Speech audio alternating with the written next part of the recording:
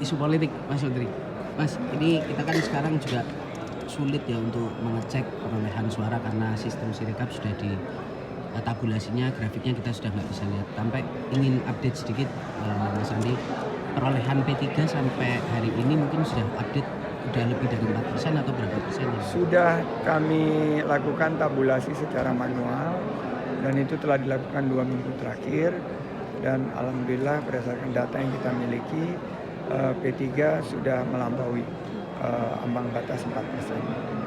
Dan ini yang nanti semua kader di daerah kita arahkan untuk mengawal capaian suara ini. Jangan sampai ada yang nanti hilang atau jangan sampai ada yang berkurang.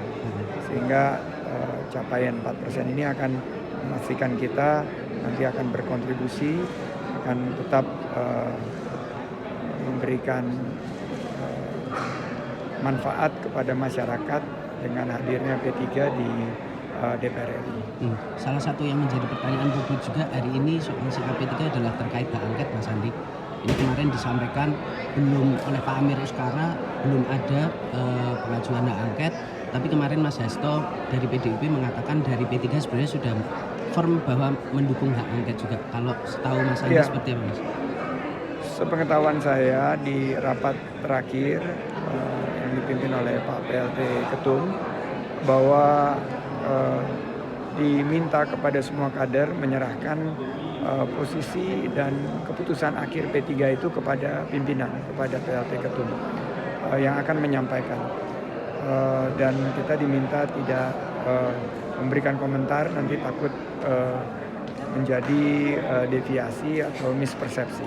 Tapi yang seingat saya yang diharapkan adalah bahwa P3 ini harus lolos dulu untuk 4%, dan untuk perbaikan pemilu ke depan, proses demokrasi dan lain sebagainya itu akan ditentukan di tahapan-tahapan selanjutnya.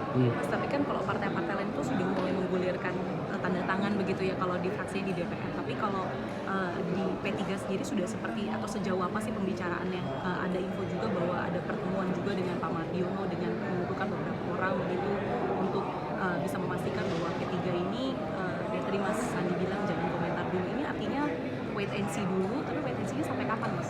Ini bisa dikonfirmasikan kepada Pak Mardiono, tapi berdasarkan rapat terakhir yang saya ikuti adalah proses internal dari P3 ini akan melalui beberapa tahapan, dan mari itu kita hormati. Tugas saya adalah bagaimana nih pengawalan perolehan suara, karena di Bapilu ini nggak boleh miss sedikit sekali, karena angka kita ini sangat tipis, melewati ambang batas.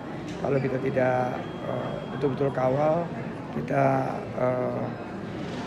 berpotensi kehilangan suara, dan itu sangat fatal nanti akibatnya. Oleh karena itu kita akan fokus untuk mengawal suara, semua kader itu bersemangat sehingga kita nanti akan tetap hadir di Senayan bersama-sama kalian.